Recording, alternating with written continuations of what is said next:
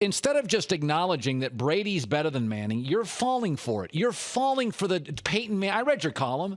Oh, my God, it's a love Instead fest. of acknowledging, listen, man, I'm known as one of Peyton Manning's biggest critics. I've been hammering the guy for years for being overrated. I've always said Brady was better than him. Oh, so what happened to this column? It's nothing. I give my rankings at the end of it. In 2010, I thought Brady was better than him. In 2015, I certainly think Brady's better than him.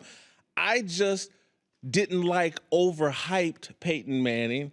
I do like this version of Peyton Manning who's gutting out the end of his career, I think, and, the results aren't good, but it's heroic. I see this guy competing as hard as he's ever competed during his career, trying to figure out how to be an effective asset for his team. You don't feel there's a manipulation between the Oreo cookie midsize sedans and the kind of Yeah, I used to.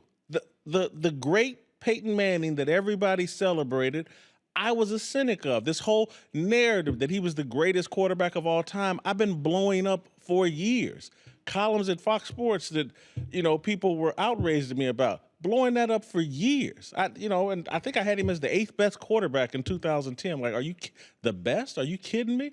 And then when he goes over to Denver and they're still hollering he's the best, even when he threw 55 touchdowns. But you like this year's version? Yes. He's showing me a tenaciousness, a resolve, the guts that I never gave him full credit for. He's never going to be as tough in the pocket as Tom Brady. That's what I've always loved about Brady. He'll take a hit to deliver the football.